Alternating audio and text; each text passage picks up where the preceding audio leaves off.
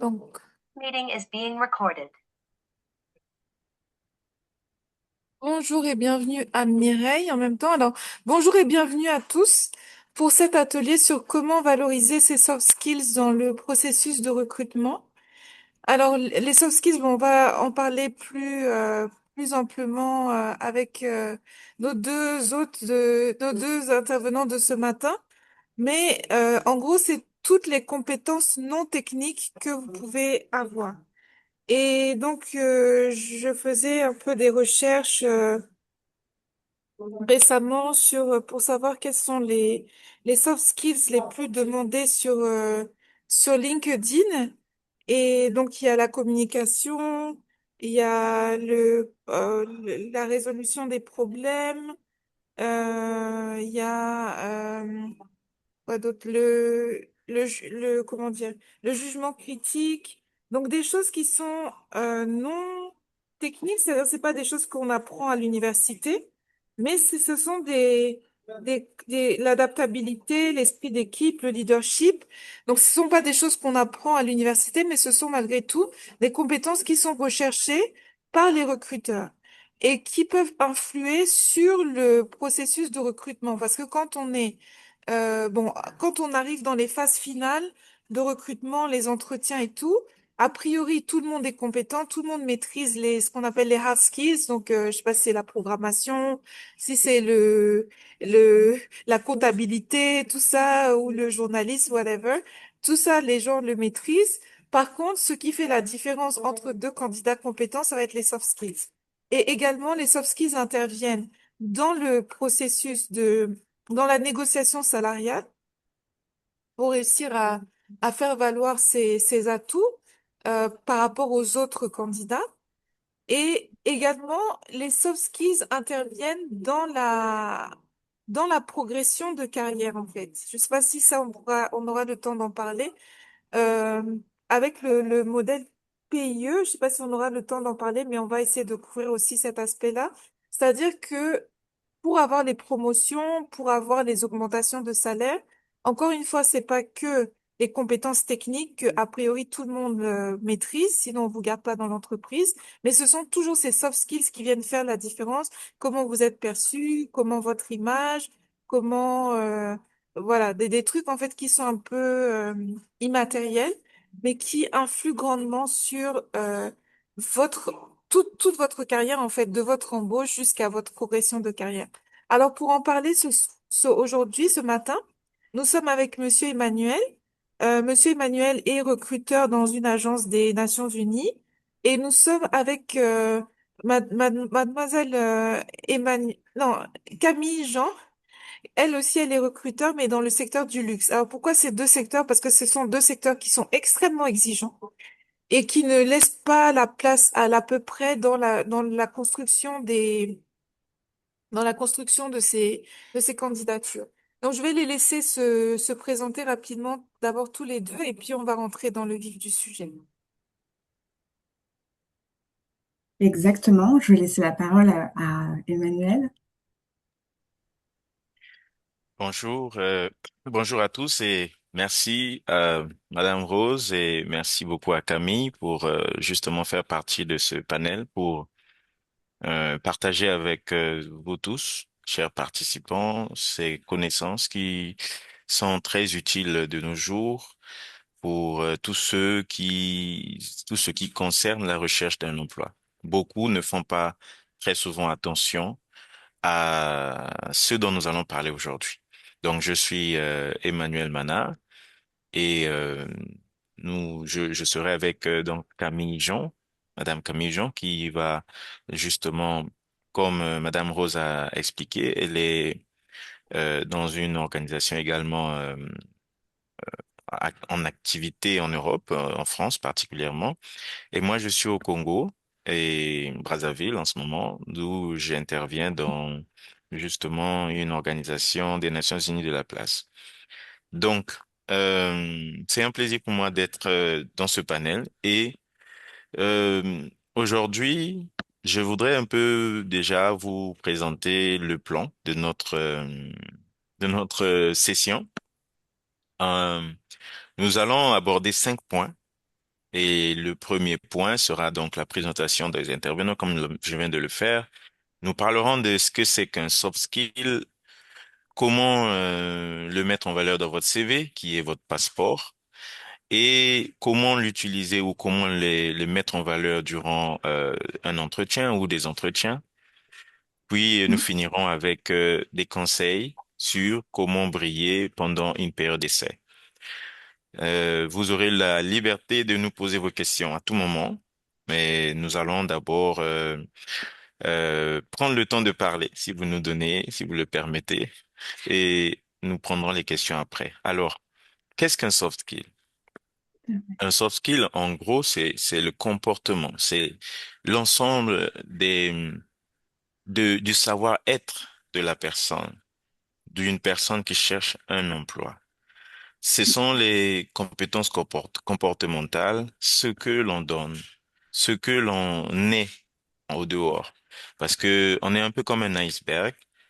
On a une partie visible et on a une partie invisible. La partie invisible, c'est la partie des connaissances, la partie connaissances pratiques, connaissances, ce qu'on a appris à l'école, le savoir-faire. Mais le savoir-être est souvent mis de côté par beaucoup de personnes qui cherchent un emploi et où il n'est pas souvent très valorisé, ou peut-être les hommes et les femmes qui cherchent un emploi n'ont pas vraiment pris conscience de cette partie-là qui est très importante. Donc, ce sont l'ensemble des aptitudes liées à la manière dont une personne agit, interagit et s'adapte dans un environnement professionnel. Et comme vous pouvez le voir dans la diapo qui est présentée ici, il y a des hard skills et il y a des soft skills, il y a aussi des math skills, mais bon, ça peut-être on en parlera prochainement. Nous nous arrêterons sur les soft skills. Vous pouvez voir ici qu'en termes aux compétences techniques, il y a donc les soft skills, oui. Oui, sur la diapo, comme vous pouvez le voir, elle ne concerne pas ce que vous savez faire, mais comment vous le faites. Voilà, on passe à l'autre.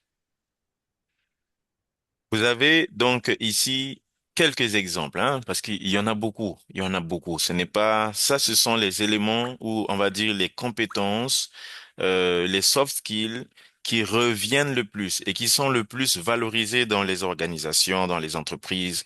Aujourd'hui, nous sommes beaucoup plus dans un environnement qui attend du produit, qui attend des ressources qu'il recrute une efficacité en un court temps.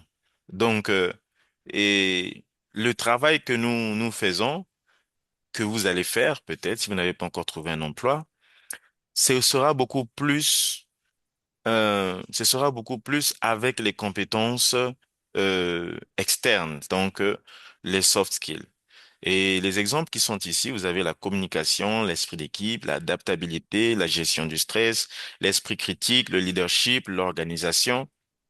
Tout cela est en lien avec votre posture professionnelle, votre comportement face aux difficultés, votre capacité à collaborer, la manière à laquelle vous prenez des décisions, les résultats que vous produisez, votre style managérial et surtout la personnalité qui sont tous, donc, on va dire, la personnalité est un peu la base, un peu de tous ces soft skills, donc ces comportements. Voilà. Exactement. Hmm. Ok. Je donne Basculons la parole à également, Camille. exactement, merci beaucoup Emmanuel. Basculons, puisque vous avez vu et pu comprendre qu'est-ce que c'était aussi un soft skills. Aujourd'hui, notre objectif, c'est de mettre en avant ces soft skills que parfois vous ne connaissez pas sur une première étape qui est pour nous votre passeport, comme le disait tout à l'heure en préambule Emmanuel, votre CV. Et comment vous allez mettre en lumière et en avant ces soft skills? C'est à travers peut-être des mots-clés que vous allez surtout mentionner. Mais aujourd'hui, en tant que professionnel, nous, on va pouvoir vous mettre en lumière parfois des erreurs qu'on voit assez fréquemment. Et l'une des premières erreurs, c'est que c'est parfois pas mentionné, tout simplement. Parce qu'effectivement, vous pouvez avoir tendance, lorsque vous construisez votre CV, à peut-être mettre en avant uniquement vos compétences techniques liées au métier. Vous allez peut-être mettre l'emphase sur peut-être les dernières expériences, les compétences dites linguistiques, techniques, etc. Mais parfois, lorsque le recruteur ou même parfois le manager va rechercher des mots-clés liés aux soft skills qui vont être essentiels pour pouvoir mener à bien vos missions, elles seront absentes. Tout à l'heure, Emmanuel l'a dit très justement, vous allez retrouver des compétences qui peuvent être le leadership, la gestion de stress. Vous imaginez bien que si vous postulez par exemple sur un poste de manager, il faudra bien mettre en lumière dans votre CV que vous avez cette capacité à gérer des équipes, capacité à prendre des décisions rapidement, à pouvoir faire preuve de sang-froid. Et si ça ne ressort pas sur votre CV, ça va peut-être mettre, on va dire, le doute à la fois pour le manager, mais aussi le recruteur si ces éléments clés ne ressortent pas. Parce qu'effectivement, parfois, dans les organisations, au-delà de la partie hard skills, comme le mentionnait Emmanuel, on va aussi chercher des soft skills qui vont permettre de pouvoir créer tout simplement du résultat et surtout gérer des équipes parfois avec des dynamiques différentes, des personnalités différentes et parfois des compétences très techniques. Et donc, il faut avoir ces soft skills pour pouvoir mener à bien ces éléments-là. Vous allez aussi retrouver une autre erreur fréquente, c'est que parfois, on peut voir toute une batterie classique de qualité qui ressortent via une rubrique qualité. Et donc, le recruteur ou le manager doit faire son shopping et s'assurer effectivement que ce qui est mentionné, ça correspond bien avec les missions. Alors, c'est là aussi qu'il faut faire attention. Parfois, l'idée, c'est de bien mentionner sur votre CV 3 compétences, on va dire, soft skills que vous maîtrisez et qui mettent en lumière vos expériences. Parfois aussi, effectivement, sur votre CV, certains profils vont avoir tendance à mettre des qualités surexagérées et on va le voir nulle part ressortir par rapport à l'expérience ou par rapport à des missions que vous maîtrisez. D'accord ?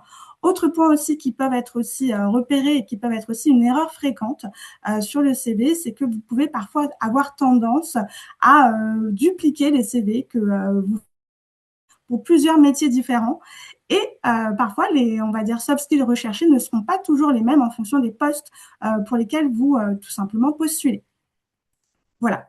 Ensuite, enfin, parfois, certains soft skills qui peut-être il y a quelques années étaient considérés comme intéressants vont aujourd'hui, en tout cas, être interprétés comme vagues. Je les ai mis, comme vous pouvez le voir sur, en tout cas, la diapositive, à savoir sérieux, motivé. Qu'est-ce que ça veut dire aujourd'hui? Vous voyez? Donc, il faut aussi faire attention sur peut-être les éléments et les mots-clés que vous mentionnez sur votre CV. Enfin, comme je vous disais tout à l'heure, quand vous surexagérez les, on va dire, soft skills ou qualités que vous pourriez prétendre avoir, parfois certains ont tendance à surexagérer. Soyez authentique et vrai. Privilégiez peut-être 3 maximum mots-clés soft skills qui sont en lien avec vos postes plutôt que d'aller en mettre toute une batterie. Concernant les entretiens, Emmanuel et moi-même souhaitons aussi peut-être mettre en lumière comment vous pourriez aussi mettre en avant certains de vos soft skills. Une des étapes qui est parfois oubliée, c'est tout simplement la préqualification téléphonique. Une fois que vous avez postulé, que vous avez envoyé votre CV, que votre CV a été sélectionné, eh ben, tout simplement, vous allez avoir une première étape qu'on appelle la préqualification téléphonique. Ça peut être le recruteur ou encore le manager opérationnel qui va vous appeler à l'occasion d'un court échange d'une vingtaine de minutes maximum pour pouvoir déjà évaluer votre profil, votre, on va dire, histoire que vous avez communiquée à travers votre passeport qui est votre CV. Et donc, les premiers soft skills qui vont être en tout cas évalués vont être votre capacité d'élocution, la capacité à être synthétique, structuré, votre élocution, mais aussi votre capacité d'écoute, c'est-à-dire intégrer l'information que le recruteur ou le manager va vous partager dans le but justement de pouvoir échanger, décortiquer, mettre en lumière, mettre en avant le poste qui est à pourvoir et voir s'il y a un match. Donc, lorsque vous avez cette étape, prenez le temps de soigner votre présentation et ces échanges. Peut-être, Emmanuel, tu souhaitais partager un petit peu plus d'éléments à ce sujet-là? Oui, oui, en effet. J'aimerais apporter un élément qui est très pertinent dans le système des Nations Unies. On ne procède pas aux appels de préqualification. C'est beaucoup plus dans le privé. Mais toujours est-il que c'est important. Il faut savoir que si vous vous retrouvez dans un appel un appel de préqualification, donc vous êtes jaugé par rapport à ce que vous allez dire. Moi, j'ai eu plusieurs appels de ce type quand j'étais encore étudiant au Sénégal. J'ai fait 10 ans là-bas, donc j'ai eu plusieurs appels alors que je postulais parce que j'avais commencé à travailler déjà dès la deuxième année. Et donc, mon CV était consistant. Quand je soumettais, je recevais des appels et c'est au fur et à mesure que je comprenais que ces appels étaient déterminants pour la suite. Je vais vous donner un exemple. J'ai eu un appel une fois et cet appel était en anglais.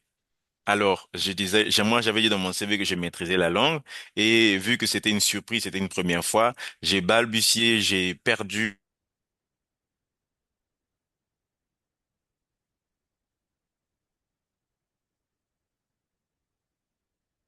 Ah, je crois qu'on a perdu peut-être Emmanuel. On t'entend plus, Emmanuel?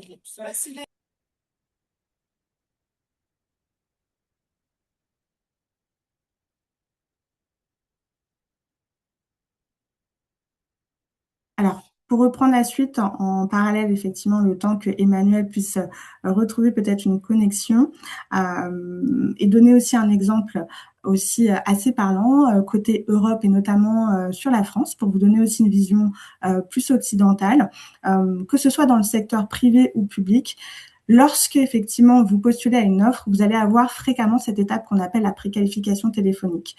Tout simplement parce que parfois le manager ou le recruteur va vouloir vous rencontrer assez rapidement. Mais avant même de vous rencontrer, il va vous poser quelques questions. Et donc, c'est une manière aussi d'évaluer quelque part des soft skills, c'est-à-dire des compétences invisibles que vous devriez déjà tous et toutes avoir, à savoir cette capacité à vous exprimer et surtout à pouvoir synthétiser rapidement votre parcours et faire preuve d'écoute pour bien répondre aux questions du recruteur.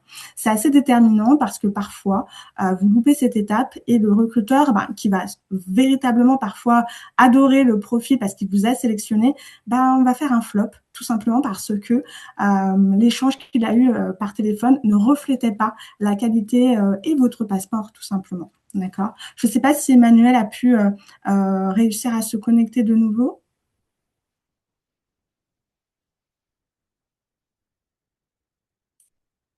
Ah, je Je le n'entends vois rien. pas. On va Ok. avancer et puis il va D'accord. nous rejoindre tout à l'heure. Quelques éléments aussi et quelques catégories types et exemples à vous partager concernant aussi les soft skills. Parfois, on ne les connaît pas toujours, mais voilà quelques rubriques clés que vous pourriez aussi prendre connaissance et n'hésitez pas à prendre des notes. On vous enverra aussi également les éléments de ce support de présentation. Et Et vous allez Emmanuel est retrouver... de retour, hein? Ah, de retour. Bon, c'est Oui. parfait. Euh, Emmanuel, est-ce que... Oui, désolé, oui, les techniques, la technologie nous a fait défaut. d'accord. Mais voilà, désolé. Donc, Justement, vous parliez de... Oui. je parlais donc des appels de préqualification. C'est très important. Il faut que vous soyez conscient que si c'est une entreprise qui vous appelle, vous devez avoir une posture professionnelle parce Tout que à c'est fait. déterminant. C'est déterminant. Je vous le dis parce que moi-même, j'ai un cabinet au Sénégal et j'ai eu à appeler plusieurs candidats euh, à travers pour des recrutements.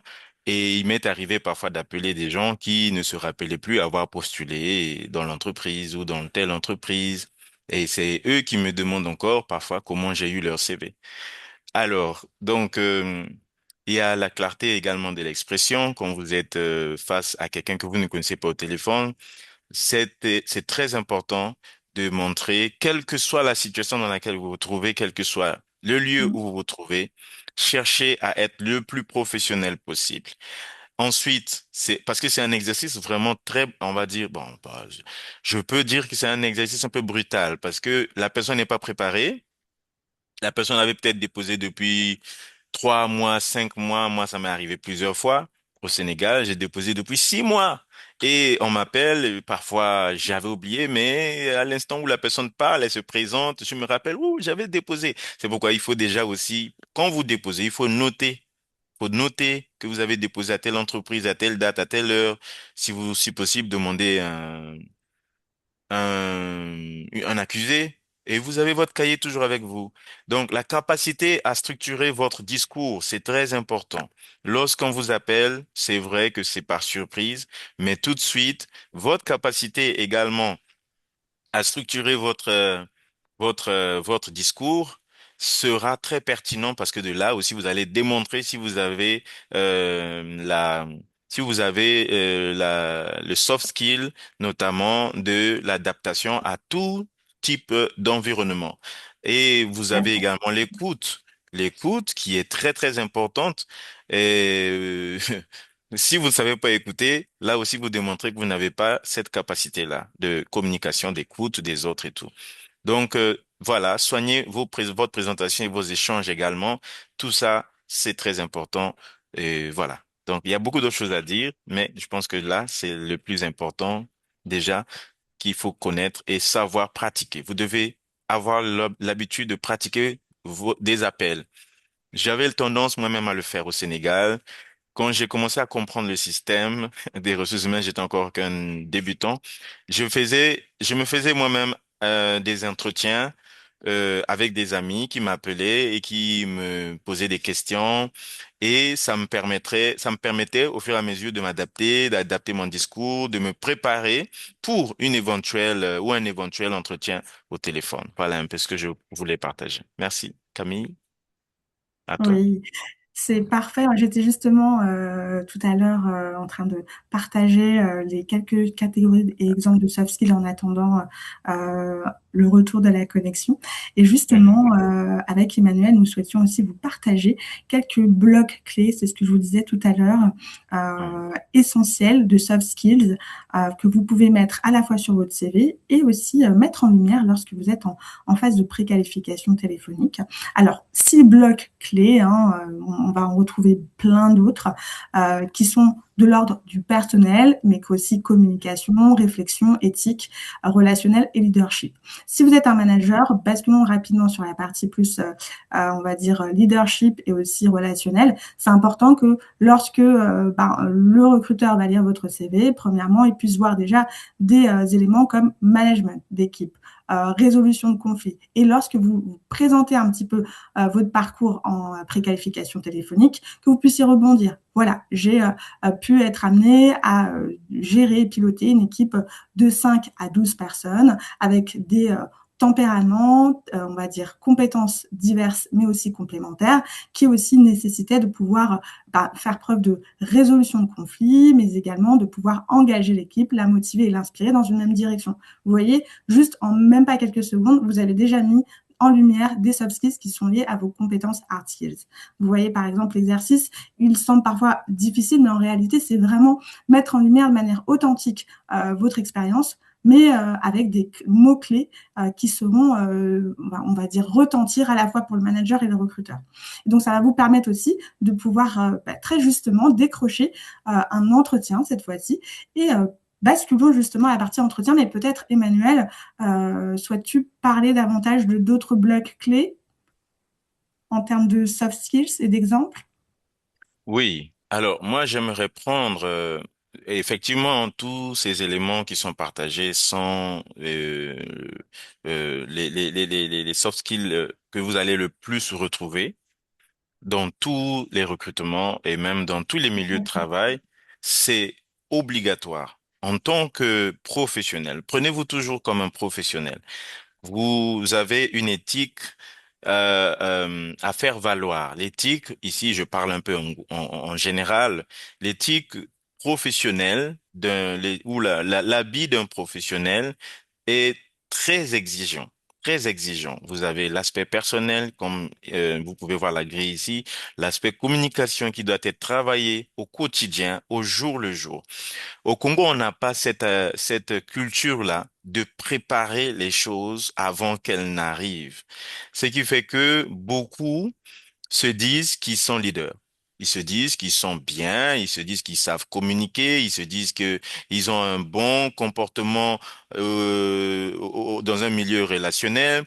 Beaucoup se disent qu'ils savent gérer le stress, mais comme ils n'ont pas l'habitude d'être tout le temps exposés à ces situations, ils vont, le jour où ils vont arriver, ou souvent se trouver dans les situations qui vont faire appel à ces compétences-là, qu'ils croient détenir, et ils seront perdus. Donc, ça se travaille tous les jours, ça se travaille. Moi, j'aimerais surtout ajouter, par rapport à ce que Camille a dit, l'adaptabilité et la flexibilité, ça doit être quelque part ici. Oui, Euh, en oui. bloc réflexion. Mm. Oui, réflexion, voilà. L'adaptabilité et la flexibilité dans un environnement aujourd'hui où nous avons beaucoup de beaucoup de licenciements, parce que vous savez que le monde est en train de extrêmement rapidement de bouger. Je vais vous rappeler par exemple que l'année passée, dans le monde entier, il y a eu beaucoup de licenciements dans le domaine des organisations internationales. Beaucoup de licenciements. Et ceux qui sont restés sont obligés de s'adapter au nouveau contexte. Donc, quand vous n'avez pas la capacité à évoluer dans ce type d'environnement changeant, eh bien, vous serez surpris et vous ne pourrez pas justement vous en sortir. Vous avez également l'intelligence émotionnelle. Je prends vraiment les éléments, les compétences clés je pense, sont importantes aujourd'hui. La gestion de ses émotions et la compréhension de celles des autres. Beaucoup de personnes se disent qu'ils sont empathiques, qu'ils peuvent comprendre les autres. Beaucoup le disent, mais en réalité, ils ne le pensent pas ou ils ne l'ont pas encore pratiqué. Vous devez avoir la capacité de vous mettre à la place des autres, de comprendre les émotions que les autres peuvent vivre à un instant T et de vous adapter à ce que vous pourrez vivre d'autres événements qui seraient plus compliqués, plus difficiles, et il faudra à ce moment-là que vous ayez les nerfs solides pour que vous puissiez faire face. Je vais vous donner encore un autre exemple toujours sur l'année passée, étant donné que nous avons passé donc toute une année, je vous dis bien, où on ne savait pas qu'est-ce qu'on allait devenir. Plusieurs contrats étaient coupés par-ci par-là, et il y avait des critères qui étaient posés où on disait que ceux qui ont tel nombre d'années, ce sont ceux-là qui sont sûrs de rester. Et bah, nous, par exemple, on se retrouvait, on se retrouvait pas dedans. Et c'était compliqué parce que on se disait, qu'est-ce qui va se passer? Comment on va, si on nous informe maintenant que le contrat a été résilié, comment on va se comporter? Qu'est-ce qu'on va faire? Qu'est-ce qu'on va devenir? Mais euh, mentalement, ça impacte votre productivité. Je vous assure, si tous les jours, pendant un an, vous ne savez pas de quoi sera fait demain, vous n'aurez pas le moral. Quand vous allez arriver au boulot, vous serez là, euh, voilà, perdu. Votre travail va sentir un coup. Euh, la productivité va baisser parce que vous serez impacté émotionnellement. Donc, ça, c'est des événements qu'il faut prévenir. Il faut se dire que l'environnement professionnel est plein de surprises, plein d'événements. Et ça aussi, c'est quelque chose que vous pouvez mettre en valeur. Si vous avez déjà eu à vivre ce genre d'expérience-là dans des expériences passées, vous pouvez mettre ça en valeur dans votre CV. Vous pouvez mettre ça pardon, lors d'un recrutement. Vous pouvez le mettre en valeur si vous êtes retenu. Donc, vous avez également le travail d'équipe et la collaboration. Je vais vous dire quelque chose. Aux Nations Unies, les entretiens sont beaucoup plus axés sur les compétences.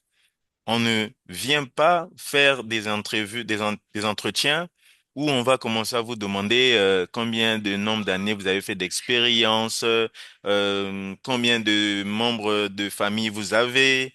Non, on va beaucoup plus sur les expériences et on va vous poser des questions sur les expériences que vous avez déjà vécues, comment vous avez eu à les gérer.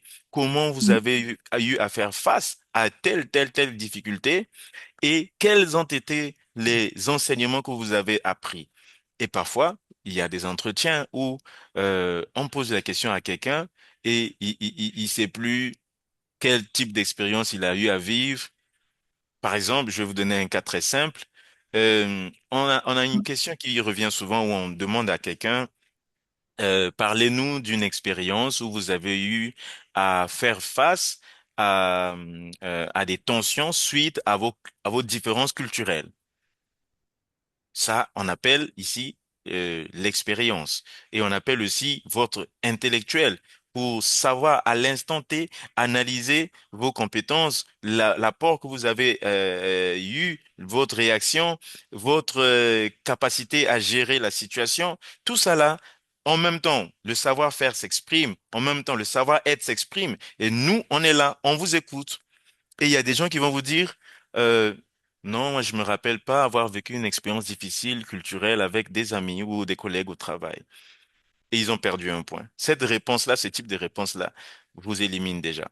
Donc, c'est très important. Je vais pas beaucoup m'étaler sur tout ça là. Je voudrais continuer sur la gestion du temps et l'organisation, le leadership et l'influence. En tant que euh, une personne qui cherche un travail, vous êtes appelé à être prêt à tout. Il y a des gens qui sont innés, c'est inné en eux, qui ont la capacité de manager, qui ont la capacité d'entraîner les autres avec aisance dans leur vision, des gens qui ont la capacité de coordonner. Si vous n'avez pas ces capacités-là, je peux vous dire que ça ne veut pas dire que vous pouvez pas les avoir. Vous avez forcément quelque chose en vous que vous pouvez développer. Cherchez à le développer maintenant, pendant que vous n'avez pas encore peut-être eu à être face à des recruteurs. Vous pouvez déjà commencer à travailler votre personnalité parce que c'est très important. Beaucoup de gens ne travaillent pas leur personnalité. Beaucoup de gens ne travaillent pas leur personnalité, qui fait pourtant, on va dire 50% de votre capacité à être recruté quelque part. Que je vous ai parlé tout à l'heure d'un iceberg. L'iceberg, pas l'iceberg qui a fait couler le Titanic, hein, mais je parle ici de l'iceberg qui est vous. Et il y a la partie immergée et il y a la partie euh, émergée, je pense, la partie immergée. Donc en haut, en bas, vous avez ce qu'on voit devant, c'est ce qui va beaucoup plus vraiment toucher le recruteur dès qu'il vous voit. C'est très important. Il y a des gens, quand tu le vois, tu as tout de suite confiance parce il émane en lui une certaine aura, une certaine confiance, une certaine, euh, une certaine, comment on va dire, Assurance. assurance que dès que tu le vois, tu te dis, celui-là, on dirait, ça va aller. Déjà, le recruteur, il peut être mis en confiance. Après, il va écouter encore, il va vous mettre euh, il va vous poser les questions, mais déjà la première, comme on dit, la première approche, la première rencontre, le premier visuel, ou même le discours, comme on a parlé tout à l'heure, au téléphone, le discours, la manière à laquelle vous répondez sont très déterminants. Et tout ça là démontre assurément que vous avez forcément quelque chose en vous. Mais, comme j'ai dit, hein, comme on a dit plus tôt, il faut le préparer. Il faut euh, se préparer tous les jours pour ces phases-là, pour en cas où on ne sait jamais toute opportunité qui pourrait survenir. Donc, il y a des hommes qui ont en eux le pouvoir de diriger, le pouvoir de l'idée, de guider, de donner une vision, et d'être accepté, parce qu'il y a des gens aussi qui forcent les autres à accepter leur vision, et là, ça va très mal. Tout ça, ça se travaille. Vous avez également la résolution des problèmes et la créativité, la proactivité et l'autonomie, la résilience face aux défis. Je vous ai parlé tout à l'heure de la situation que nous avons traversée tout au long de l'année 2025. Je vous assure que c'était très difficile. Et si vous n'avez pas la résilience, si vous faites attention, on a beaucoup parlé de la résilience depuis 2020 avec le Covid, avec, euh, avec la crise qu'il y a eu l'année passée. nous, au travail, nous avons eu plusieurs formations où on nous parlait beaucoup plus de la résilience. Et étant donné que nous étions des ressources humaines, nous devions être auprès des collègues qui étaient touchés. Et, euh, ben, rendez-vous compte, moi-même aussi, j'étais inquiété parce que je pouvais aussi partir. Donc, comment est-ce que je pouvais être résilient en même temps pour moi et pour l'autre? Il faut vraiment un effort mental, il faut vraiment un effort psychologique pour pouvoir apaiser les choses et donner de la conviction, donner de l'assurance à l'autre. Mais si vous-même, vous n'avez pas déjà cette capacité-là, ça sera difficile que vous puissiez partager de l'espoir à quelqu'un. Donc, la résilience, de, d'adaptabilité, de flexibilité, l'intelligence émotionnelle, surtout les compétences dont j'ai parlé tout à l'heure, le leadership et l'influence, la résolution des problèmes et de créativité, proactivité et autonomie, résilience face aux défis, et surtout la persévérance et la constance, ce sont ce sont des soft skills vraiment qui vont impacter votre carrière positivement parce que ça se voit, hein, ça se détecte, que vous le vouliez ou pas. Si vous avez ces compétences-là, je vous assure que partout où vous irez, vous pourrez vous en sortir. Alors, donc, voilà un peu ce que je voudrais partager.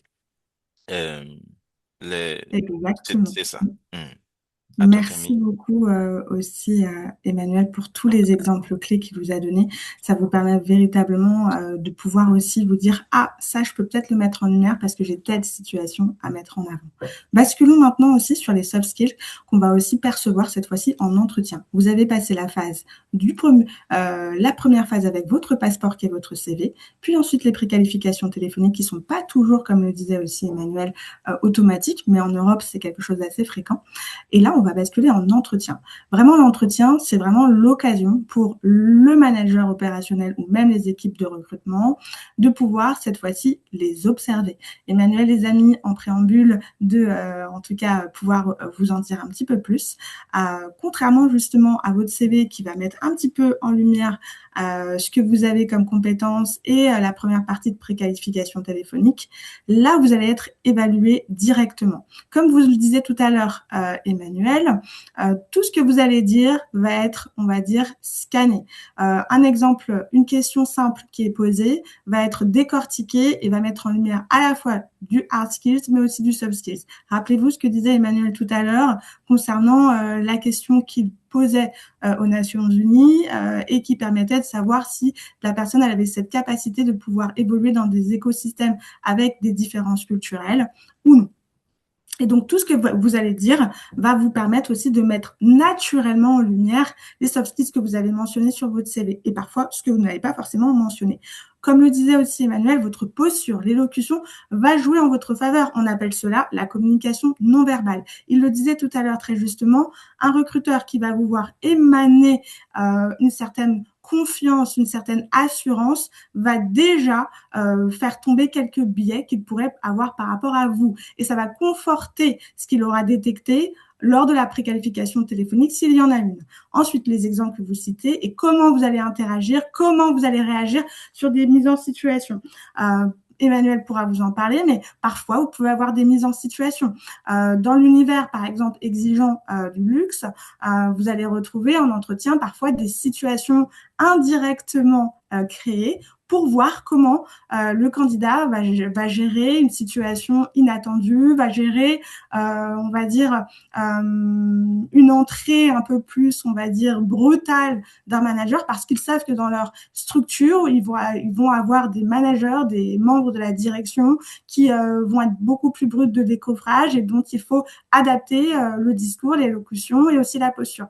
Donc ça aussi, ça va véritablement jouer et ce sera important pour vous de pouvoir vous adapter. Ou même le fait de vous faire patienter plus d'une vingtaine de minutes dans l'espace, on va dire, d'attente et que on vous reçoit, vous êtes énervé, vous êtes nerveux ou au contraire, vous faites une réflexion parce que malheureusement, il s'est passé quelque chose et vous avez fait attendre un peu plus de temps que mentionné, ça donne énormément d'informations. Voilà. Emmanuel, est-ce que tu souhaitais peut-être rebondir là-dessus? Oui. Alors, moi, j'aime beaucoup les entretiens. J'aime beaucoup les entretiens parce que c'est vraiment pour moi une mine d'or d'informations sur les personnes que nous voulons recruter. Nous avons euh, lors des entretiens, on va dire, moi je prends, j'appelle ça, c'est le moment ultime, c'est-à-dire que vous avez déjà fait bonne impression à travers votre CV, à travers votre discours, si vous avez eu à être appelé.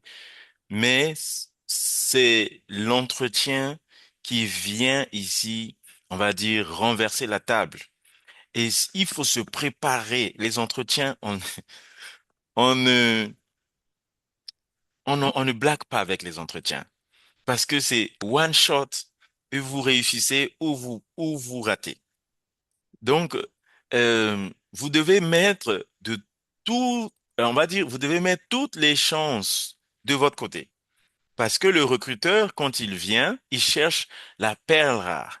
Il cherche celui qui va, comme on va dire, faire bouger son cœur et lui dire oui, oui, oui, ça c'est lui. Donc, comme on le voit ici dans la diapo ici, le moment de vérité, c'est l'entretien. Quand vous avez fait le test écrit, par exemple, nous, on fait beaucoup, on fait toujours le test écrit. Par la suite, on fait les interviews. Donc, le test écrit, vous pouvez avoir fait vraiment 100% de résultats, mais c'est l'interview qui va déterminer si vous êtes la bonne personne ou pas. Parce que l'interview ici vous donne une opportunité de frapper directement là où il faut. Et donc, ce que vous allez dire, comment vous allez vous présenter.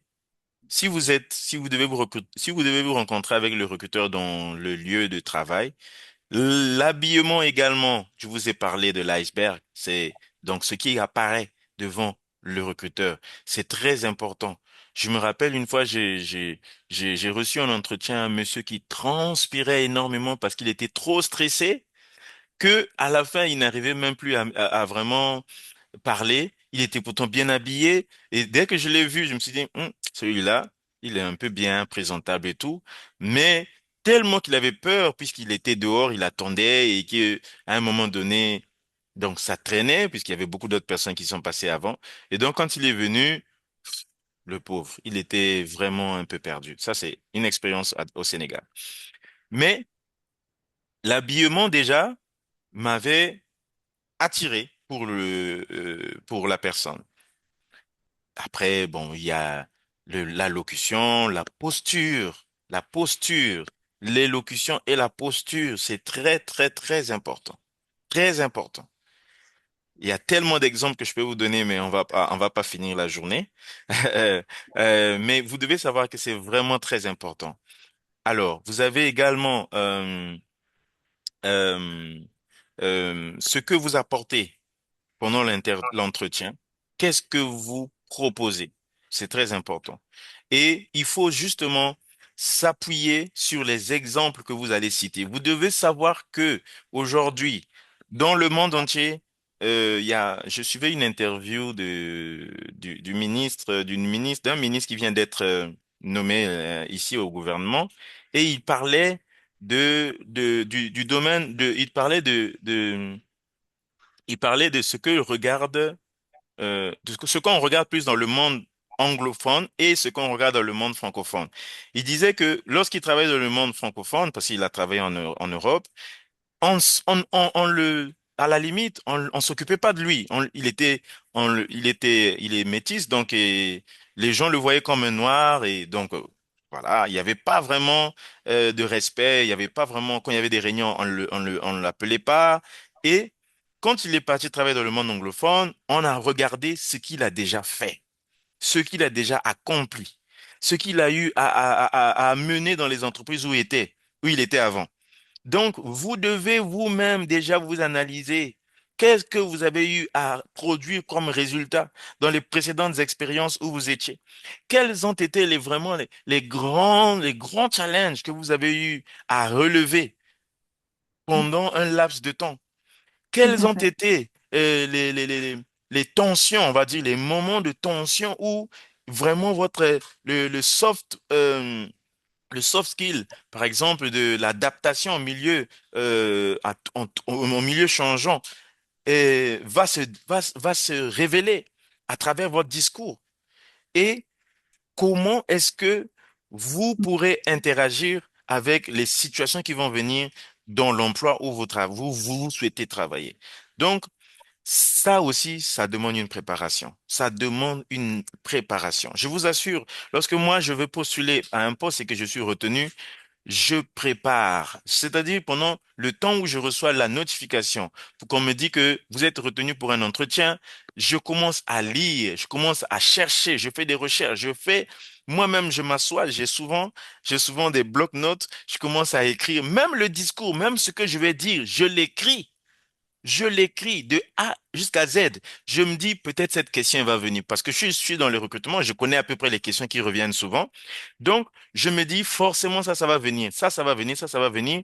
Et étant aujourd'hui dans le domaine des ressources humaines, dans une agence des Nations Unies, c'est le même type de recrutement ou le même type de questions qui reviennent dans toutes les agences, toutes les agences. Donc, on sait déjà, moi je sais déjà que forcément telle question va venir. Et qu'est-ce que je fais? Je me prépare, j'écris la réponse. J'écris la réponse que, au cas où cette question vient, qu'est-ce que je vais dire? Je l'écris de A à Z, j'écris et je continue à réfléchir. Et parfois je reviens, je rature, je corrige encore jusqu'à ce que j'aurai une bonne forme. Pour chaque question, j'ai une réponse ou deux réponses qui sont prévues. Et qu'est-ce qui se passe quand je l'écris? Je le remémorise encore. Je dois tout mémoriser de A à Z. Donc, s'il y a 5 questions qui vont venir, je dois tout mémoriser. Ce qui fait que quand je vais partir, ça coule. Et j'ai déjà l'habitude. Donc, mais même si on a l'habitude, chaque interview, chaque entretien donne toujours une petite dose de pression. Donc, on souhaite à ce que ça soit vraiment bien. Et si vous êtes vraiment bien préparé, vous faites le taf, vous allez vous assurer de au moins 80% de réussite. Donc, ça, c'est très important. Il faut que vous le sachiez. Et donc, il y a une Et chose très que je voudrais, justement, ah oui, Mhm. pardon. Il y a une chose que je voudrais ajouter pour finir. Ayez souvent le réflexe de vous faire interviewer par un parent. Très Une fois que vous justement. avez écrit les questions, une fois que vous avez déjà réfléchi à comment l'entretien pourrait se dérouler, quand vous avez déjà votre script, donnez-le à un parent, ça peut être une sœur, un frère, une mère, et dites-lui, pose-moi les questions. Et il pose les questions, vous répondez, il pose les questions, vous répondez, jusqu'à ce que vous ayez la maîtrise. Et par la suite, je vous assure, vous allez voir, même si vous étiez très stressé, parce que vous connaissez pas les personnes que vous allez rencontrer, mais il y aura une petite, quand même, portion du stress là qui va baisser un peu. Après, l'inconnu sera quelles sont les questions qu'on pourrait poser au cas où. Ça là, malheureusement, vous pouvez pas le gérer, vous pouvez pas deviner tout ça là, mais sachez que si vous faites déjà cette partie-là, je vous assure que vous avez déjà gagné une bonne partie de votre recrutement. Voilà, merci. Je donne la parole à Camille. Mm. Exactement. Justement, pour rebondir sur ce que vous partagez, Emmanuel, tous ces, on va dire, éléments qu'on vous partage sont aussi des pépites. Prenez le temps de réécouter aussi ce webinaire parce que nous, l'objectif, c'est que vous puissiez décrocher tout simplement l'emploi qui vous Mm. corresponde. Et justement, une dernière étape, en vous souhaitant justement de pouvoir valider toutes ces étapes, c'est la période d'essai.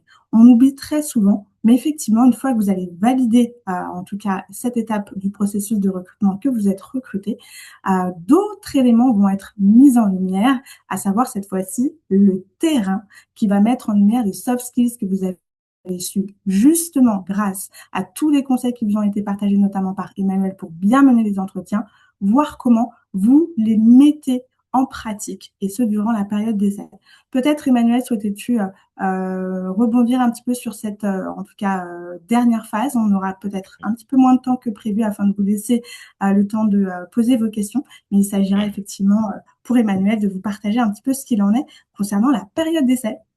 Mhm. Effectivement, la période d'essai, alors, aux Nations Unies, elle est obligatoire hein, pour toutes les nouvelles personnes qui sont recrutées, toutes les nouvelles personnes ou tous les nouveaux staffs qui sont recrutés. C'est obligatoire. Et généralement, c'est 1 an. Et pendant cette année, vous êtes observé. Vous êtes, mais observé dans tous les détails.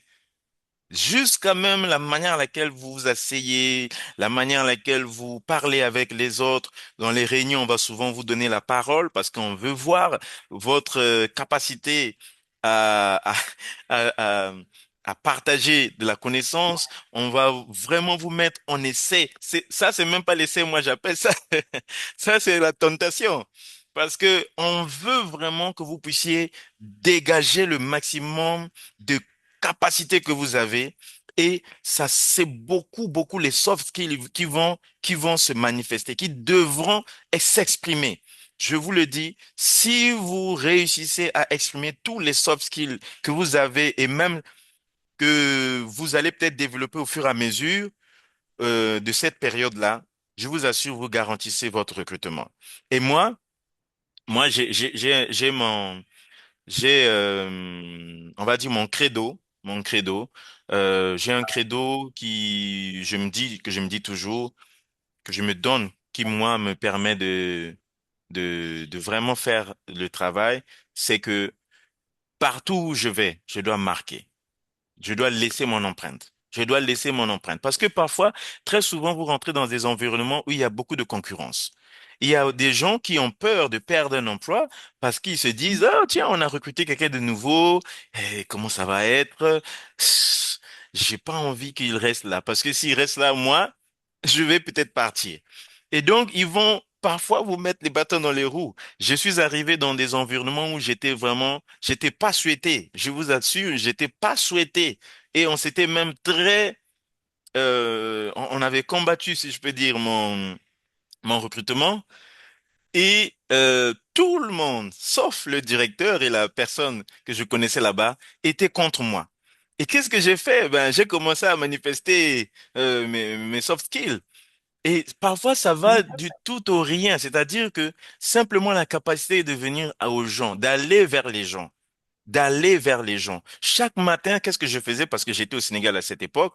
Qu'est-ce que je faisais? Je me suis dit, bon, d'accord, je suis rentré déjà, la personne qui avait permis mon recrutement là-bas, m'avait déjà expliqué que là où tu viens là, prépare-toi parce que ça va être dur. On va pas te laisser, faire ce que tu veux.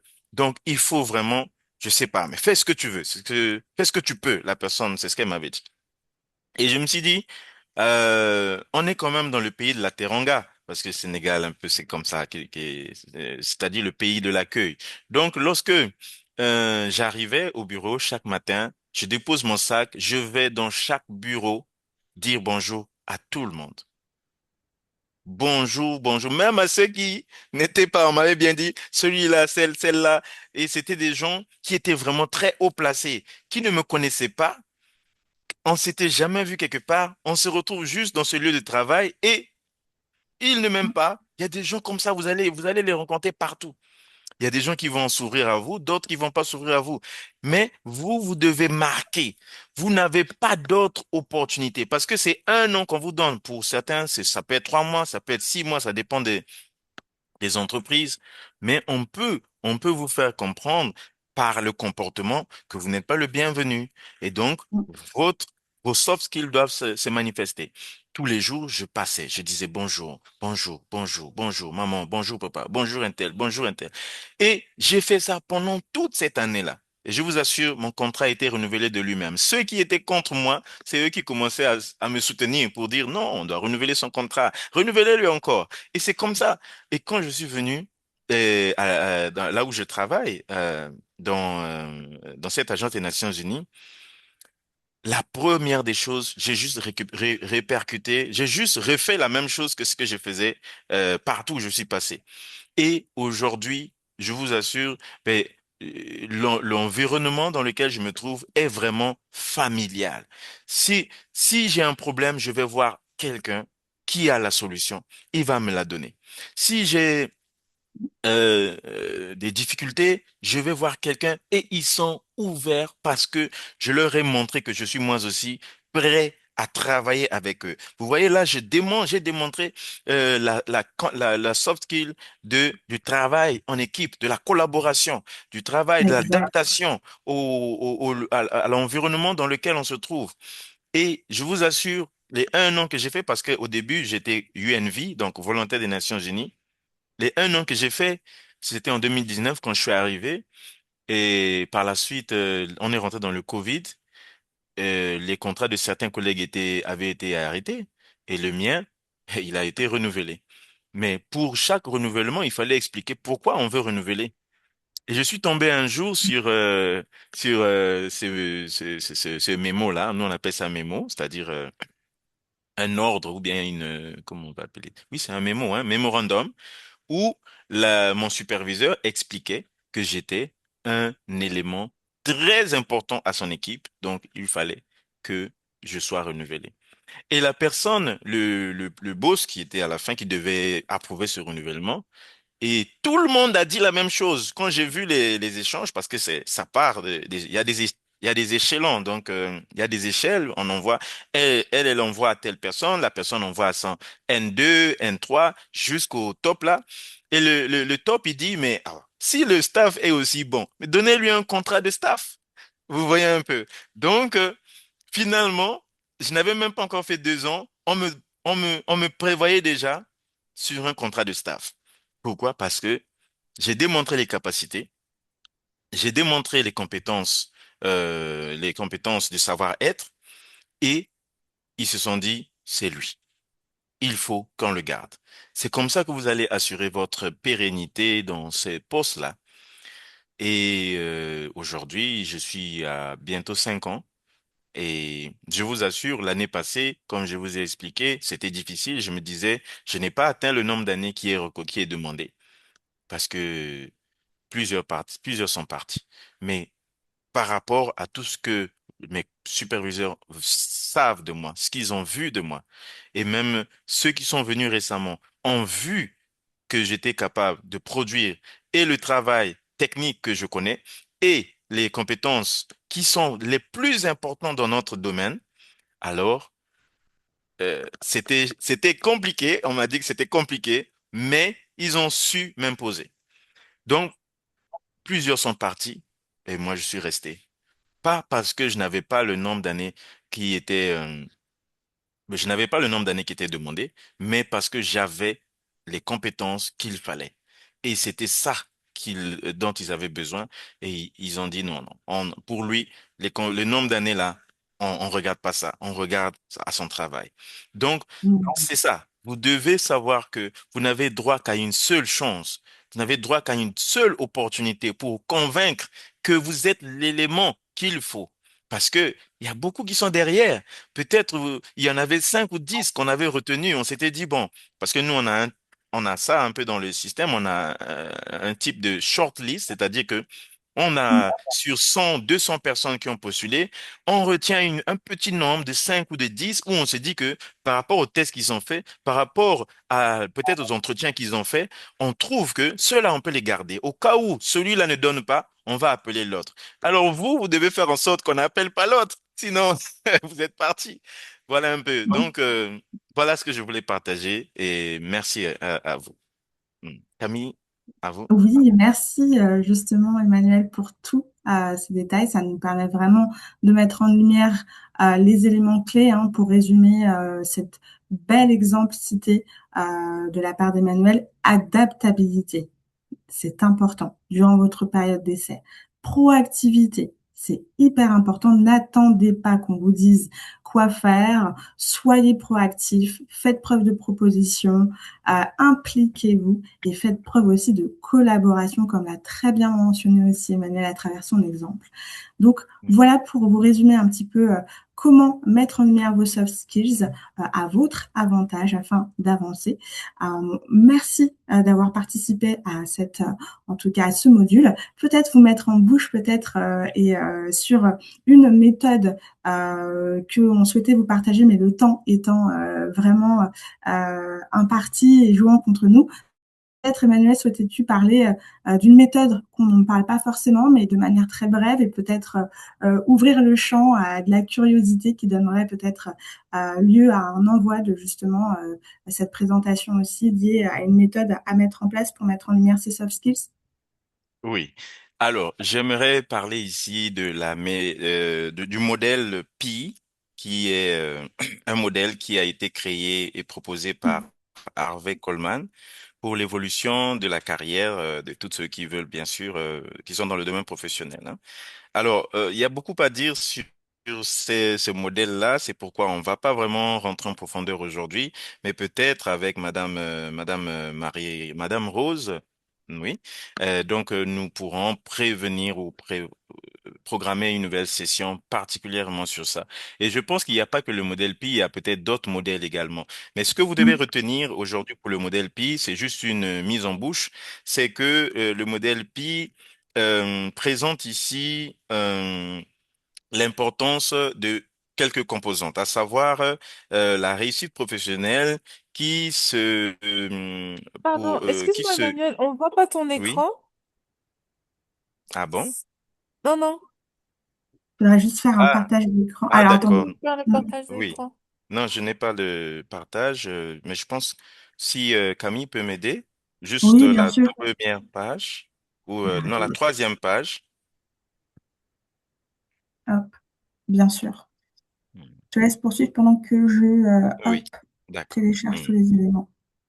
Donc, le modèle Pi ici répartit la réussite professionnelle en trois compartiments, on va dire en pourcentage. Il dit que 10% de votre réussite doit être basée sur la performance, 30% sur l'image et 60% sur votre visibilité. Donc, vous voyez ici, pour ce modèle, alors Harvey, lui, il nous fait comprendre que la performance, donc ce que vous connaissez, troisième diapo, va sur la troisième diapo, Camille, s'il vous plaît. C'est Troisième celle-ci? diapo, la troisième à droite ici, là où il y À a droite. un À monsieur avec une l'escalier? échelle qui monte. Ok, Oui. Là. alors, je vais me remettre, Hmm. pardon. Veuillez m'excuser. Tac. Voilà, c'est celle-ci? Euh, Non? je ne vois pas Pas. encore. C'est je pense, après la rose, Et, là. et, Non, non. C'est essayez, celle-ci? oui, après la rose, là, oui. La C'est troisième celle-ci? en descendant. Ah, alors, Euh, Non, attends. c'est- C'est bien celle-ci? Ce qu'on voit, c'est la ah, ce couverture pour qu'on voit, c'est la l'instant. Ah, couverture. Oui. alors attendez, parce que j'ai un petit problème là. Attendez. Voilà, Voilà, voilà. c'est bon, c'est bon. C'est bon? Alors attendez, hop, c'est parfait. Normalement, ça de... Vous voyez quelque chose ou pas du tout? Non, Ça là, va on voit remonter. votre écran seulement. Alors, on va recommencer. Ça devrait le faire. Parfait. C'est Voilà, Voilà. bon? ok. Oui, oui, oui, oui. C'est bon. Restez seulement là comme ça. C'est bon. Donc, vous voyez ici que le modèle Pi Harvey nous parle ici de trois compartiments, donc trois domaines, on va dire sur 100%. Votre réussite professionnelle, on va se dire que c'est à 100%. Vous voulez atteindre une réussite professionnelle à 100%, alors sachez que vous avez 10% de performance seulement pour atteindre cette réussite, mais le plus gros du travail que vous allez fournir se trouve dans 30% de l'image et 60% de la visibilité. Ça veut dire que vous pouvez avoir autant de compétences que vous voulez. Vous pouvez avoir les doctorants, 10 doctorats, mais si vous n'avez Mm, pas l'image, si vous n'avez pas la visibilité, vous n'aurez pas le succès professionnel que vous attendez. Et nous en avons parlé tout à l'heure à travers les soft skills que nous devons démontrer. Je vous ai parlé de mes expériences. L'image, dans cet environnement très négatif dans lequel je me suis retrouvé, c'était à la SECNA au Sénégal. Donc, les gens n'étaient pas d'accord pour que moi j'arrive. Mais j'ai j'ai travaillé mon image, 30%. J'ai travaillé ma visibilité. J'étais tous les jours devant leur porte. Bonjour. S'il y a un problème, je suis là disponible pour eux. Et à la fin, c'est eux qui regrettaient mon départ. Donc, si vous comprenez, vraiment, je pense, j'aimerais que Madame Rose puisse nous donner une autre opportunité, peut-être Oui, à la fin du mois, ou même on verra une oui, autre opportunité. On devra vraiment revenir sur le modèle Pi parce qu'il est très pertinent. Beaucoup de gens ne font pas attention à l'image. Je vais vous expliquer. Je vais vous donner un cas très simple ici au Congo. Quand vous allez au marché, vous voulez acheter quelque chose et vous discutez le prix. Par la suite, je parle des mamans, les mamans congolaises. Vous allez au marché, vous commencez à discuter le prix d'un produit et à la fin vous dites, ah, elle est trop chère, je pars. Au lieu que la dame puisse vous chercher à vous amadouer, elle va dire, oh, c'est pas grave, va-t'en, d'ailleurs, je vais trouver d'autres clients. Vous voyez? Et parfois son produit reste là, il n'est pas vendu, elle est obligée parfois de jeter ça après. Et j'ai remarqué qu'au Congo, on ne connaît pas ce que c'est que la valeur de l'image. On ne connaît pas ce que c'est que la visibilité dans un milieu professionnel.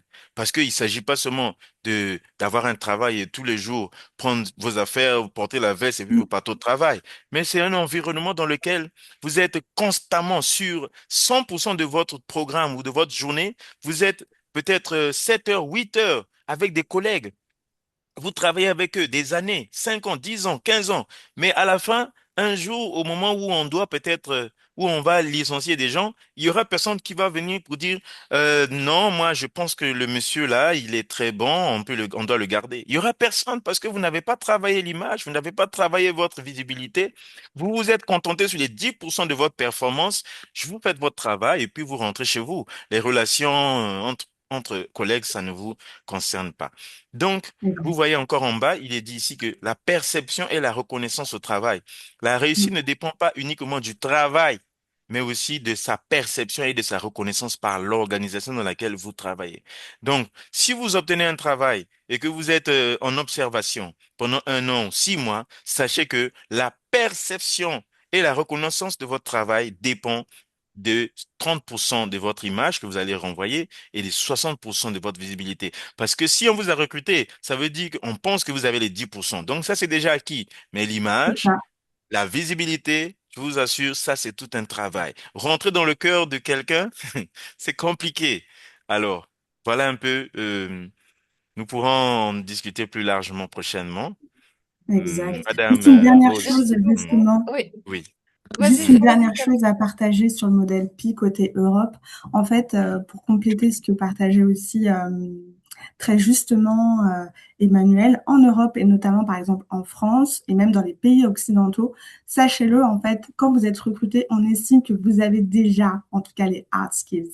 Et en fait, tout va se jouer sur la manière aussi, et ça on le dit peu, dont vous allez aussi apporter un certain charisme et comment vous allez faire un level up pour votre équipe en fait. Voyez-vous comme une valeur ajoutée. C'est-à-dire que lorsque vous rentrez sur votre lieu de travail, que la manière dont vous allez faire vos mails, la manière dont vous allez rédiger et converser aussi avec votre entourage, ça va être hyper important. Votre capacité aussi à prendre du temps, à créer du relationnel dans des environnements, par exemple comme les Nations Unies ou même dans l'univers du luxe, autant vous dire que le réseautage est hyper important. Donc ça, vous devez déjà maîtriser ces codes-là, être cette capacité à aller vers l'autre, poser des questions, découvrir l'autre aussi, prendre le temps de déjeuner, faire des déjeuners d'équipe. On n'y pense pas trop, mais ça, c'est hyper important parce que vous êtes toujours présent. On vous retient en fait. Et ça fait partie un peu de l'image et du charisme que vous allez avoir durant toute cette période d'observation qui est la période d'essai et même pour après en fait. Donc ça aussi, c'est hyper important à garder. Et surtout, bah, l'habit, je suis désolée de le dire, bah, il fait le moine. Donc soignez aussi votre apparence. Donc ça aussi, Voilà. ça va beaucoup Oui. jouer, notamment Oui. si vous avez des liens aussi avec des prestataires externes, etc. Mm. Mm. Voilà, je ne vais pas m'étendre davantage et laisser aussi Rosemary. Merci beaucoup, Emmanuel, d'être intervenu sur le modèle Pi. Et puis, Oui. on va peut-être laisser la place aux questions, De questions. réponses. Ouais. Mm. Merci beaucoup à tous les deux pour ces présentations. Il y a déjà beaucoup de retours positifs dans dans le chat. Il y a déjà au moins une question que j'ai vue passer. C'est comment fait-on pour travailler sa personnalité, hein, Emmanuel? Emmanuel Mhm, parlait un moment de, voilà, vous devez travailler votre personnalité. Donc, comment on Mm. fait pour travailler sa personnalité? Et l'autre mhm, chose, euh, alors, une autre question aussi, quelle est la différence entre l'image et la visibilité par rapport au mhm, modèle Pi? Et mhm, puis, l'autre aussi, c'était un peu des retours de terrain, des réflexions par rapport au mhm, ghosting des recruteurs. Peut-être qu'est-ce qu'on peut faire pour éviter ou qu'est-ce qu'on peut faire quand ça se produit. Les mhm, recruteurs qui contactent les candidats via LinkedIn mhm, et qui, mhm. après, disparaissent dans la nature. Je sais que les gens se sont plaints. Ça, Je c'est sais que tout ça le m'est temps, arrivé hein? à titre personnel. Et voilà, qu'est-ce qu'on fait quand ça nous arrive, en fait? Voilà. Le ghosting de OK. Ok. recruteur. Ouais. Donc, Euh, comment on travaille sa personnalité? Quelle est la différence entre hmm, image et visibilité? Et puis, comment on gère le ghosting de recruteur? hmm. Alors, je veux bien répondre à D'accord. la première question, comment Oui. travailler sa personnalité. Hmm, Peut-être, Emmanuel, souhaites-tu peut-être répondre à la question, la différence hmm, entre image et visibilité du modèle Pi? Ça te mhm, va, mhm. Emmanuel? Oui, oui, Euh, je veux aussi aborder une petite partie aussi de comment travailler sa personnalité aussi. Vas-y, Mais vas-y après dans ce toi. cas. Vas-y, Non, vas-y, vas-y vas-y. d'abord, Ok. vas-y d'abord, Sur la après je partie pourrais. personnalité, en fait, la personnalité, elle fait intégrante de votre, on va dire, brique professionnelle en fait. Donc déjà, connaissez-vous vous-même. Votre entourage va vous donner déjà une visibilité sur vos axes de progression. Si par exemple, vous avez des difficultés à écouter, forcément dans votre entourage personnel, ça va ressortir, on va vous dire, non mais tu m'écoutes pas. Non, ce n'est pas ce que j'ai dit. Mhm, Donc, ça vous permet mhm, déjà de travailler cet axe-là et c'est hyper important sur l'axe de la personnalité.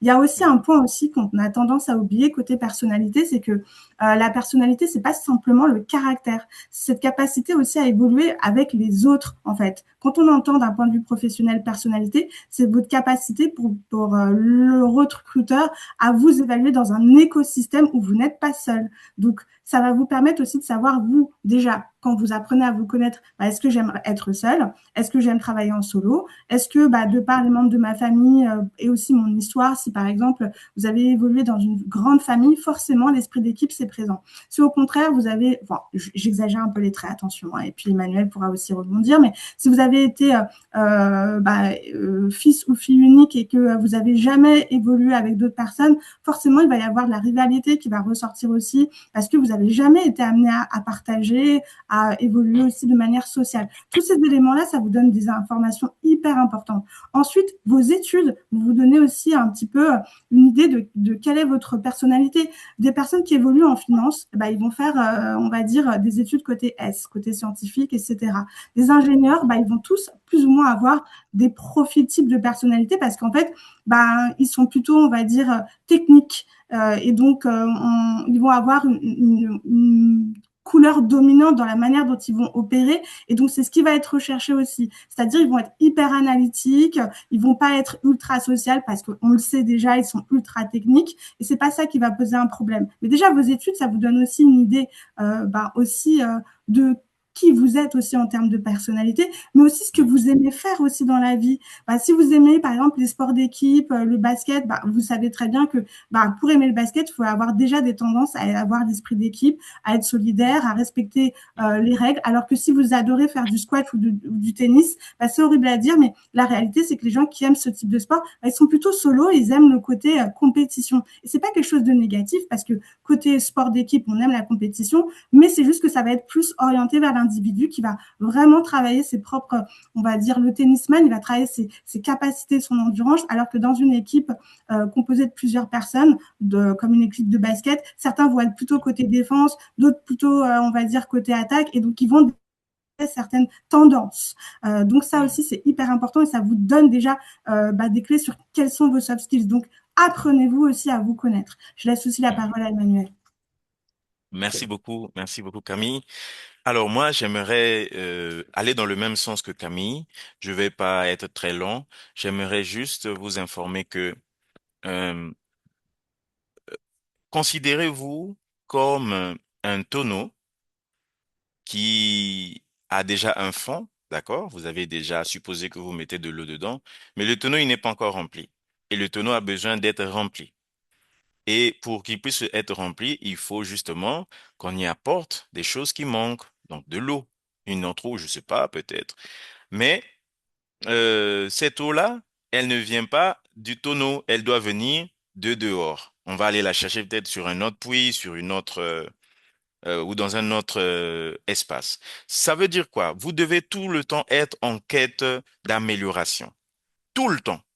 Que ce soit vos expériences personnelles, que ce soit votre expérience professionnelle, les deux doivent servir à votre amélioration, à votre perfectionnement. Si vous vous attendez seulement à obtenir les compétences dans le milieu de travail, vous faites erreur. Vous devez apprendre en même temps dans le milieu de travail, en même temps dans votre vie privée, en même temps dans le milieu social. Quelqu'un, si vous n'avez pas eu le temps ou l'opportunité d'être face à ce genre de situations, vous n'avez pas eu à penser à ça. Quand vous étiez à l'école, commencez à penser à ça dès aujourd'hui, à vous améliorer. Il faut tout le temps, continuellement, se remettre en question. Vous connaissez aujourd'hui les soft skills qui sont qui reviennent beaucoup. On en a parlé tout à l'heure. La question que vous devez vous poser, c'est est-ce que j'ai cette capacité-là en moi? Et si vous vous dites que quand vous analysez votre comportement, votre attitude en milieu social, en entreprise, si vous vous rendez compte que j'en ai, mais pas assez, apparemment, je fais pas beaucoup attention à ça, je fais pas beaucoup attention à ceci. Je suis un peu comme un policier. Je fais attention à tout, le comportement de tout le monde. Les ressources humaines, on est un peu comme des psychiatres, hein. Donc, on analyse tout, on regarde tout, on pense à tout. Même si vous avez seulement toussé, moi, je vais me poser la question, pourquoi il a toussé? Pourquoi? Si vous avez juste, si vous avez parlé de quelque chose et que vous n'avez pas fini votre discours, moi, je vais chercher où est la suite du discours. Vous comprenez? Donc, vous devez avoir cet esprit-là de tout le temps travailler votre personnalité, de chercher quelles sont les faiblesses, quelles sont les forces que vous avez, de tabler, d'utiliser, de vous appuyer sur ces forces-là que vous avez pour améliorer ce qui ne va pas. Donc, l'adaptabilité, le côté émotionnel. Il y a des gens, quand on leur crie beaucoup au bureau, ils sont, ils se cassent, ils sont brisés et ils partent dans le bureau, ils commencent à pleurer. Je vous assure, au début, j'étais comme ça, mais après, je me suis dit, non, je ne suis pas comme ça, je ne veux plus être comme ça. Et donc, j'ai commencé à forger mon mental pour ne plus subir l'affront de ceux qui venaient me blâmer tout le temps. Parce que quand je venais d'arriver, bon, vous venez d'arriver, vous connaissez pas encore le milieu, vous connaissez pas tout. Les erreurs arrivent tout le temps. Et ce sont les erreurs qui permettent votre amélioration. Mais il faut que vous puissiez capitaliser sur ces erreurs-là. Il faut pas que ça devienne une chute pour vous, où vous allez vous dire, oh, je ne suis pas bon. Qui m'a envoyé ici? Dès le moment où vous laissez ces pensées-là naître dans votre esprit, elles prennent la place et vous n'allez plus être productif. Donc, ça se travaille. Tous les jours, posez-vous des questions. J'ai telle capacité. Vous-même d'abord, à l'état où vous êtes maintenant, faites le bilan. Qu'est-ce que vous avez déjà comme compétences? Qu'est-ce que, parmi tout ce qu'on a partagé tout à l'heure, qu'est-ce que vous avez déjà? Quel est le niveau de ce que vous avez déjà? Parce que vous pouvez être au niveau 1, niveau 2, niveau 3. Un jour, il y a une collègue qui est venue me poser la question de savoir, mais Emmanuel, moi, je comprends pas, tu n'es jamais stressé par toutes les situations que nous rencontrons. C'est moi qui les ai formées, en fait. Quand je suis arrivé, j'ai eu à travailler pendant un mois. J'ai géré beaucoup de travail. 1 à 2 mois, j'ai géré parce que on est dans beaucoup de voilà, beaucoup de processus. Et j'ai géré beaucoup de procédures donc en 2 mois, un mois, près de 2 mois, oui. J'avais géré plus de 41 processus à moi tout seul, y compris les processus que j'avais commis des erreurs, où on me blâmait, mais ça m'avait forgé de sorte que après tout ce qui pouvait venir après, non, ça va. Je prends mon temps, je reçois, j'ai déjà la solution. Et eux, ils étaient vraiment surpris.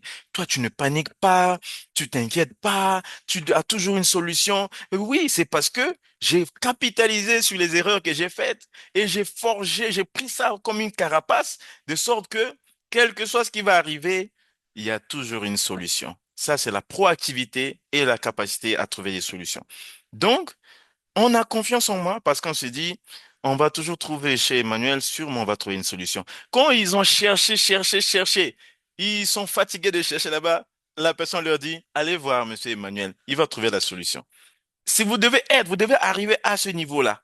Quand vous arrivez à ce niveau-là, vous êtes incontournable. Donc, mais c'est au fur et à mesure. Vous n'arrivez pas à cette étape-là du jour au lendemain. Ça se travaille. La confiance en soi, ça se travaille. La résilience, ça se travaille. L'adaptabilité, ça se travaille. Et vous devez être aussi à l'analyse des choses qui peuvent venir demain, des situations que vous pouvez rencontrer, les difficultés peut-être que votre entreprise va rencontrer. C'est ça, tout ça là. Donc, ça se travaille. Prenez votre temps, asseyez-vous, prenez une feuille, un stylo. Vous connaissez ce qu'on a partagé tout à l'heure. Notez, analysez, réfléchissez. Est-ce que j'ai cette compétence? Oui ou non? Ou si c'est oui, comment est-ce que je l'ai manifesté? À quel moment dans mon parcours professionnel je l'ai manifesté? Et si vous le retrouvez cette expérience-là, c'est un acquis. Gardez ça parce que ça va vous être utile. Un jour, dans un recrutement, vous pouvez le faire valoir. Et quand vous avez déjà cet acquis, maintenant, vous vous appuyez sur ce qui n'a pas, ce que vous n'avez pas, pardon. Comment vous allez faire pour l'avoir? Vous travaillez sur les autres, vous travaillez avec les autres. L'environnement de travail, c'est un environnement familial. Je vous ai expliqué tout à l'heure, vous passez du temps avec des gens que vous connaissez pas au début, mais à la fin, il devient comme une famille. Donc, vous devez vous adapter, vous devenez un membre de la famille, vous devez vous considérer comme un membre de la famille. Et quand un membre de la famille est en difficulté, qu'est-ce qui se passe? Tous les autres membres de la famille viennent à son secours. Et de la même manière, vous aussi, vous devez repartir vers les autres pour les aider quand ils sont en difficulté, ainsi de suite. Et la force vient, la confiance vient et vous évoluez. Mais lorsque vous trouvez un environnement où il y a beaucoup de distance, de, beaucoup de problèmes, si vous cherchez pas à résoudre les problèmes, vous dites, ah, ça, c'est pas moi, moi, je suis pas arrivé dedans, vous n'allez pas apprendre et vous n'allez pas aussi vous améliorer. Voilà un peu ce que je pouvais partager sur comment développer euh, sa personnalité. Camille, à vous. Alors, on Il y va avoir avait, d'autres questions, je crois. il y a Alors, beaucoup de questions qui sont en train oui. d'arriver, alors il faut essayer On d'être a- bref sur chaque je réponse. serai bientôt Donc, il y a, déchargé, hein, donc ah d'accord. La oui, on différence n'a pas entre d'électricité. Oui.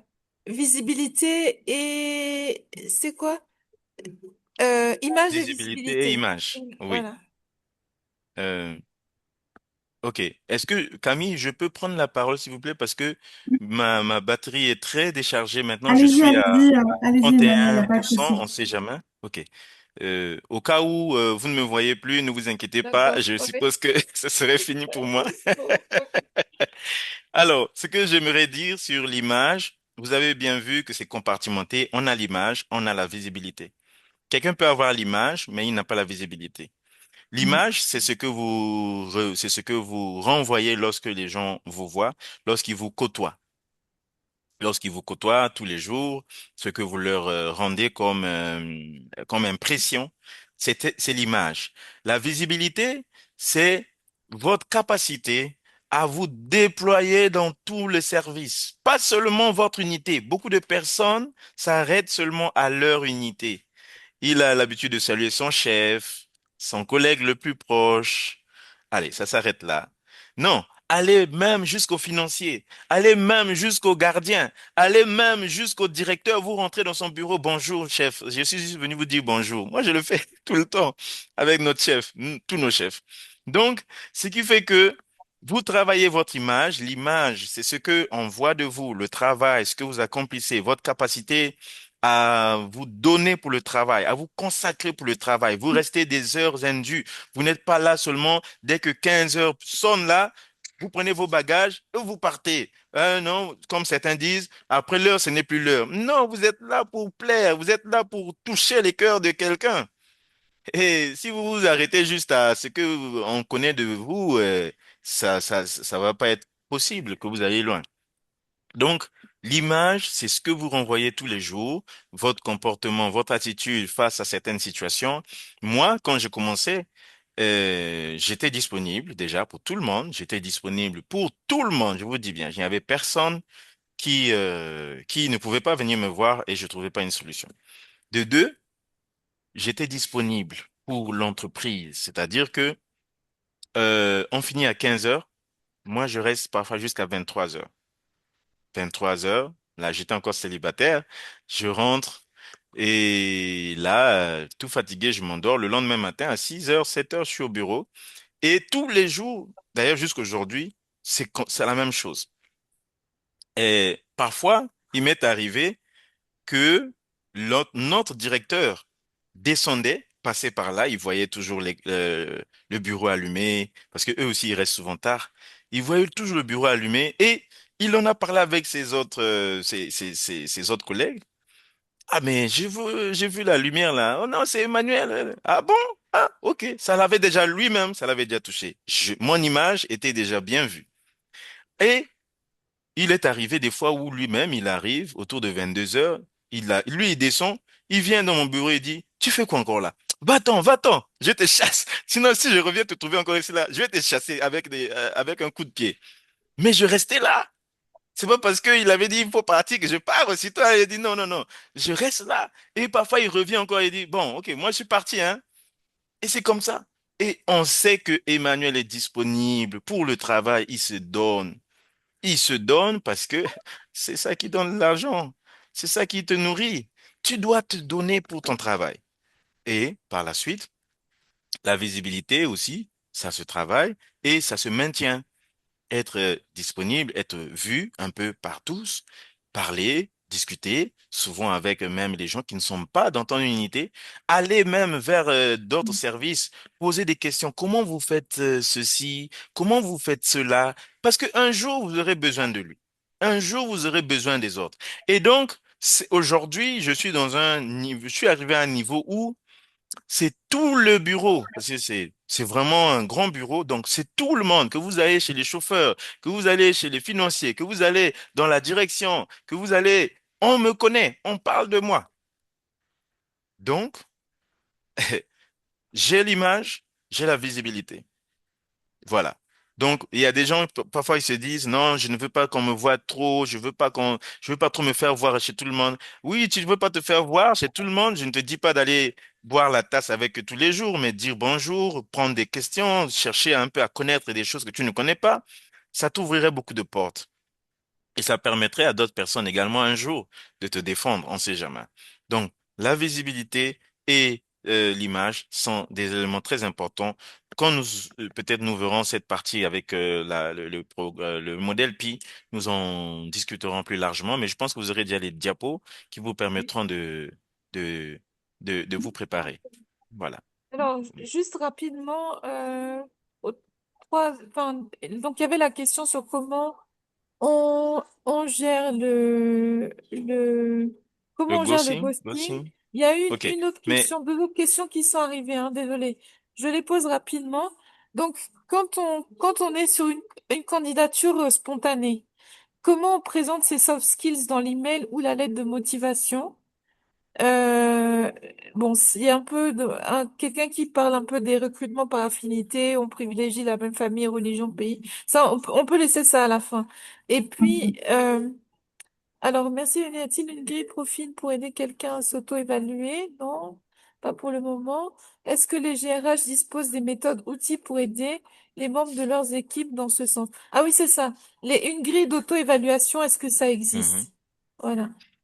Et OK. puis, voilà, Hmm. c'est un peu ça. J'aimerais donner la parole à Camille. Peut-être qu'elle a quelque chose à ajouter sur la première, là, sur l'image et la visibilité, sur ce que j'ai dit tout à l'heure. Alors rapidement sur l'image, la visibilité, juste pour compléter ce qui a déjà été dit, visibilité, c'est ce qu'on entend aussi par LinkedIn, hein. LinkedIn, c'est un champ de rayonnement pour votre visibilité, votre réseau Mhm, école aussi, qui vous permet d'avoir de la visibilité et des salons auxquels vous pourriez mhm, participer et forums. mhm, Voilà pour mhm, juste compléter sur cette question-là. Et je pense que vous avez bien compris. Image, c'est devant votre miroir ce que vous émanez. Visibilité, comment vous rayonnez et auprès de mhm, qui. mhm. Alors, donc, la question, c'est C'est sur le ghosting le ghosting, de le ghosting. les- Alors, moi, le je ghosting l'ai et tout le puis temps, hein. comment on fait comment on met en valeur ces soft skills dans le cadre d'une candidature spontanée.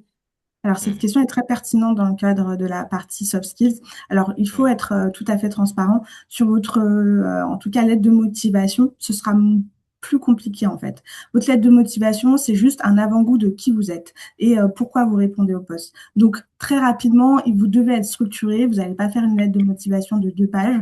Donc, sur la partie, on va dire, lettre de motivation, moi, je ne le recommande pas, dans la mesure où tout ce que vous pouvez mettre en lumière, c'est le résumé de vos expériences clés qui répondent Mhm. au poste pour lequel vous postulez. Ensuite, c'est votre CV qui y répond, qui est votre passeport. Et même, il y a même des tendances suivant les pays, ou même parfois, les personnes les recrutent directement en regardant uniquement le CV. Ils ne disent pas toujours la lettre de motivation parce que certains, on va dire, certaines plateformes et espaces carrière des entreprises proposent du flash candidature où ils reçoivent uniquement le CV. Donc, mettez plutôt en avant le tout sur votre CV. Je laisse peut-être Emmanuel répondre car je sais qu'il a un temps limité de batterie, mais voilà, pour y répondre. Alors oui, moi je vais dans le même sens, hein. Alors moi je dans le CV, si vous voulez mettre en valeur vos soft skills, c'est beaucoup plus dans les expériences pertinentes. C'est vraiment dans les expériences pertinentes que vous pouvez mettre en valeur vos soft skills. Parce que plusieurs personnes mettent un peu tout et n'importe quoi dans les expériences, hein. Ils mettent vraiment à la ligne tout ce qu'ils ont fait. C'est bien, mais à un moment donné, c'est un peu rébarbatif parce que on connaît déjà beaucoup de choses. Mm, Mais si vous êtes beaucoup plus sur un aspect, bon, moi j'ai des acronymes que j'utilise beaucoup. Je parle beaucoup plus de l'expérience. En fait, dans notre service, on a un acronyme qu'on utilise, c'est ACT, je pense bien. AK, je pense, mais bon, c'est donc on a l'expérience, on a les faits pertinents qui ont été mis en avant ou que vous avez vraiment les succès, les challenges que vous avez relevés le plus. Comment vous les avez relevés? Vous pouvez, à travers votre expérience, faire ressortir en même temps la connaissance et le soft skill. Ensuite, dans la lettre de motivation, également la manière à laquelle vous allez rédiger la lettre de motivation. Il faut avoir, ça c'est vraiment un conseil, que ce soit dans le CV, que ce soit dans la lettre de motivation, vous devez avoir un langage professionnel. Vous devez avoir un langage professionnel. C'est très important parce que beaucoup de gens vont vous lapidairement lancer, par exemple, je sais pas, rédaction ou bien écriture, par exemple. Quand vous mettez écriture, c'est pas, c'est quoi? Écriture, c'est quoi? Or, si vous mettez, mm, par exemple, développement, par exemple, d'une mallette pédagogique ou gestion d'une équipe de 50 personnes, hein, je sais pas. Et ça, c'est quand même quelque chose de pertinent. Ou encore, vous pouvez dire ceci, par exemple, gestion de la crise Covid, par exemple au Congo, et avec, par exemple, une équipe de 100 personnes ou de 200 personnes. Ça, je parle beaucoup plus de ceux qui ont eu ce genre d'expérience. Mais mm, chacun, par rapport au domaine dans lequel on intervient, on a forcément des éléments sur lesquels on mm, peut se revaloriser soi-même pour dire, ah, ça, j'ai pu réaliser ça, c'était difficile, mais je suis arrivé quand même. Ça, c'est des expériences qu'il faut mettre en valeur. Prenez le temps, allez faire les recherches. Quel est le verbiage professionnel que vous pouvez utiliser? Vous pouvez commencer par écrire du n'importe quoi. Bon, pas un langage un peu terre à terre, mais allez sur Internet. Il y a des sites où on peut reformuler un message ou reformuler un texte. Vous allez sur ce site-là, lancez la reformulation, et puis vous voyez ce que le système ou l'IA vous propose. Vous prenez, vous voyez la formulation qui vous trouve, qui convient à peu près pour vous, et vous remettez ça dans le CV. À ce moment-là, vous pourrez être sûr vraiment que vous allez attirer l'attention. Que ce soit également dans la lettre de motivation, mm. les, les histoires, je sais pas quoi là, comment on dit ça, je viens auprès de votre haute autorité, s'il vous plaît. Abandonnez ça. Ce n'est plus vraiment pertinent. Mettez-vous dans la place de quelqu'un qui connaît et qui a un peu un orgueil de cette connaissance-là. Non, je viens par cette présente vous proposer ma candidature pour le poste de tel. Ça s'arrête là. Mais votre haute autorité, tout ça là, c'est pour les gens qui y sont encore au début là, ils connaissent pas. Donc, la personne qui va prendre le temps de lire le CV, qui va lire la lettre de motivation, il va se dire, celui-là, il a quelque chose, je vais le retenir. Voilà. Donc, voilà un peu ce que je pouvais partager sur Et puis, cette question-là. je jette cette dernière question et puis on va clôturer. Mhm, Comment mettre en valeur aussi les soft skills qu'on acquiert en dehors du champ professionnel? On peut ne mhm, pas avoir d'expérience de management dans mhm, son parcours professionnel, mais on peut être responsable d'une association de 500 membres, je dis n'importe quoi, et du coup on fait du mhm, management en dehors du boulot. Comment on met ça mhm. en avant dans sa candidature? OK. J'aimerais prendre la parole, Camille, rapidement. Merci. Alors, chers amis, cherchez à occuper des postes de responsabilité. Ça, c'est même pas quelque chose que vous devez réfléchir. Cherchez à occuper des postes de responsabilité à l'extérieur de votre domaine de travail ou domaine d'expertise. Pourquoi je le dis? Parce que ça vous forge le moral, ça forge vos compétences. Ce que vous avez appris à l'école, vous pouvez également le mettre en pratique dans les associations, dans les organisations. Moi, j'étais président de l'Association des entrepreneurs congolais au Sénégal. Mais je l'ai mis dans mon CV. Ça c'est pas n'importe quoi. Je l'ai mis dans mon CV. Cherchez, vous devez, toutes les personnes qui sont, vous avez étudié, ou même maintenant vous ne faites rien. S'il vous plaît, cherchez à rentrer dans une organisation, dans une association, dans un, je sais pas, même un comité de quartier. Cherchez, occupez un poste. Mm. Si vous êtes sensible à l'argent, ne cherchez pas la trésorerie, s'il vous plaît. Soyez même SG, soyez même président, et vous allez apprendre comment gérer les hommes, comment euh, supporter les tensions. Ça va déjà vous forger. Vous le mettez, parce que dans le CV, vous pouvez l'inscrire comme expérience associative. Voilà. Le titre, c'est expérience associative. Si vous avez été, par exemple, dans des organisations où vous avez eu à toucher beaucoup de finances, vous avez eu à gérer vraiment beaucoup de personnes, je vous assure que c'est pertinent. C'est pertinent. Aujourd'hui, nous avons dans notre agence où nous travaillons, nous avons un fonds communautaire des membres du personnel, là où chaque membre du personnel cotise chaque mois. Et donc, c'est un fonds où chacun peut venir, il demande un prêt, par exemple, ou il demande un soutien. Et il y a des gens qui gèrent. Mais aujourd'hui, beaucoup de personnes veulent devenir président, veulent devenir même trésorier, veulent même devenir SG parce que ça va impacter leur carrière. Forcément, ça va impacter leur carrière parce qu'on va voir s'il a bien géré, s'il a été une personne fidèle, sérieuse, ça va impacter. Demain, ça peut servir. Donc, prenez toujours, ça, c'est pas quelque chose qu'on doit discuter. Vous devez être dans les associations. Vous devez chercher les associations, mais soyez sérieux. Ne prenez pas l'argent, ne détournez pas l'argent, parce que là, quand vous détournez l'argent, c'est fini pour votre carrière. Et y compris professionnel, je vous l'assure, c'est fini. Parce qu'il suffira que quelqu'un qui va savoir que vous êtes dans cette entreprise, qui a été avec vous, qui a subi, il va venir tout mettre sur la place publique et vous êtes foutu. Donc, voilà, c'est ce que je voulais dire. Camille, à vous, peut-être vous Mm. avez quelque chose à ajouter. Alors, pas vraiment, juste pour répondre à la question aussi, c'est sur votre CV, comment le mettre en lumière, c'est sur la partie peut-être activité, vous pouvez créer un bloc ou une rubrique activité extra-professionnelle ou engagement associatif, c'est vraiment pertinent afin de mettre peut-être voilà, fondateur, président ou peut-être secrétaire d'une association et autres. Donc ça, c'est très important aussi. Hmm. Voilà. Alors, merci à tous les deux pour votre disponibilité ce matin. Merci pour cette présentation. Je pense on a pu retirer énormément de conseils et de valeurs. On peut pas aborder toutes les questions. Je sais qu'il y a d'autres questions qu'on n'a pas touchées, mais Il y en a beaucoup. ça sera, voilà, ça sera l'occasion de Oui. peut-être faire un autre atelier Hmm.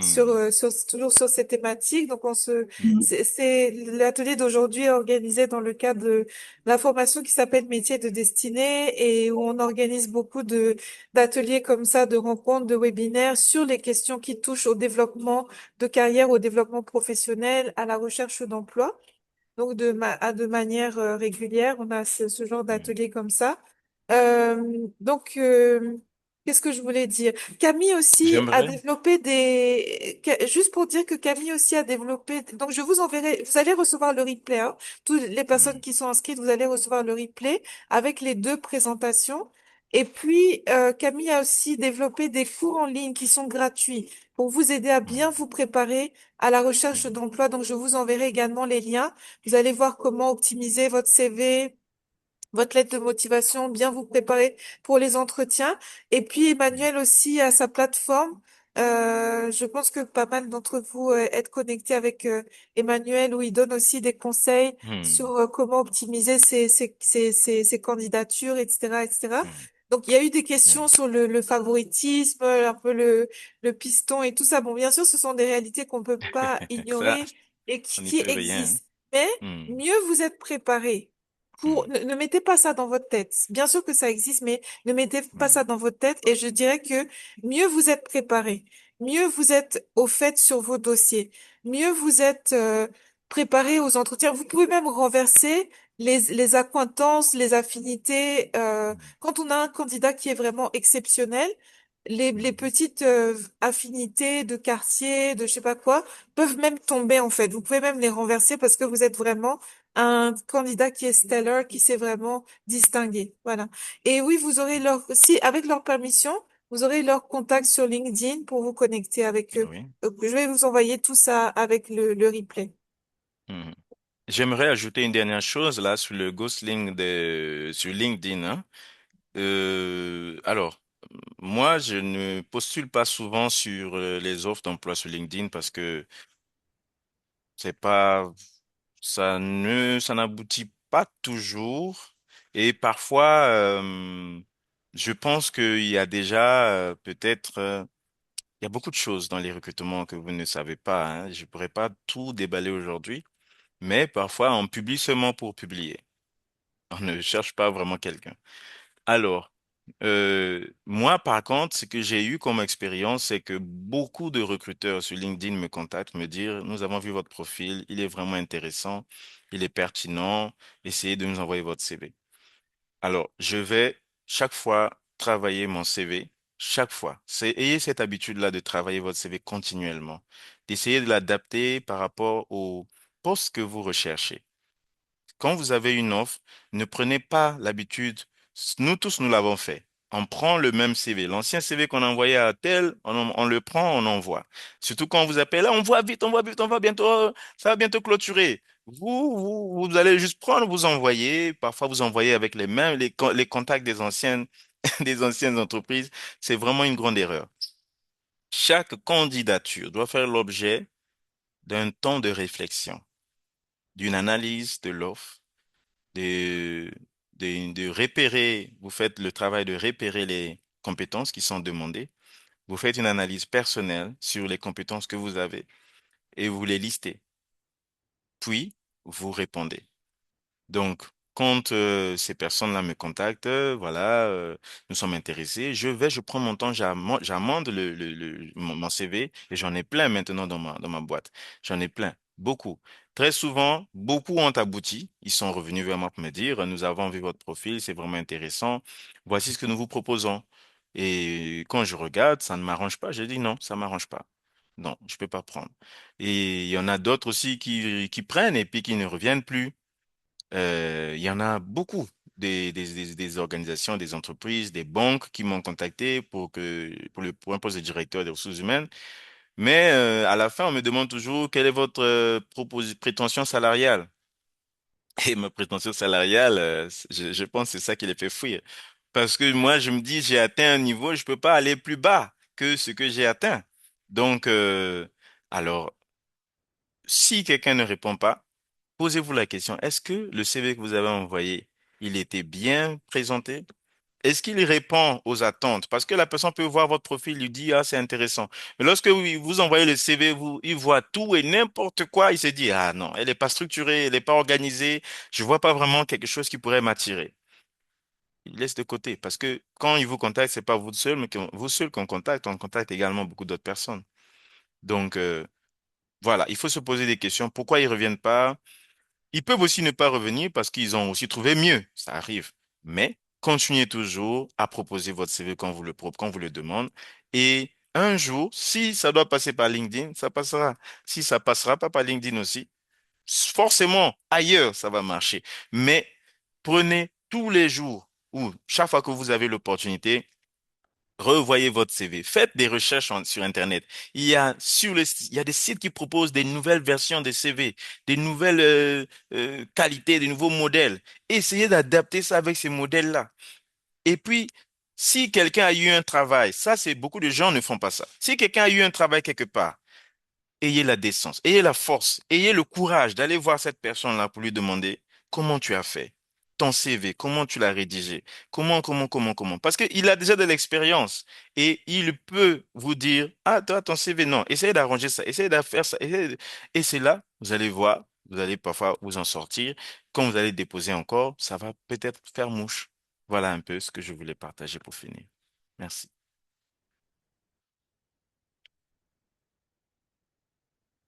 Le micro. Madame Rose, Non, oh, le pardon, micro. j'étais sur mute. Je voulais dire, je sais pas si tu as un mot à ajouter en conclusion, Camille, par rapport à cette histoire du ghosting des recruteurs. Alors côté Europe et côté France, alors LinkedIn, ça va fonctionner totalement différemment puisque ça reste quand même le premier marché France en fait et les approches peuvent être réelles en fait puisqu'il y a vraiment des techniques de chasse sur LinkedIn qui sont mises en place.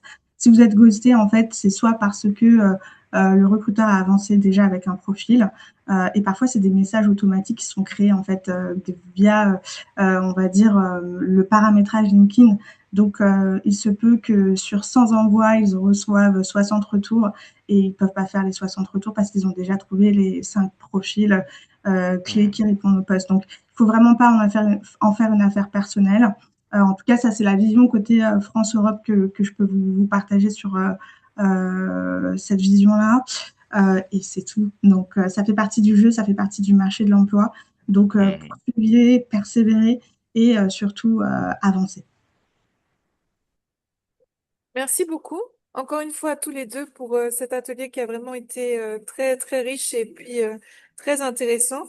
Donc, comme je dis, vous allez tout avoir avec le replay, les Mhm. présentations, tout ça, voilà. Et puis on se donne rendez-vous à très bientôt pour un prochain atelier. Merci beaucoup. Le plaisir était pour nous. Merci. À très Merci, au bientôt. revoir. Bonne journée à tous et au revoir.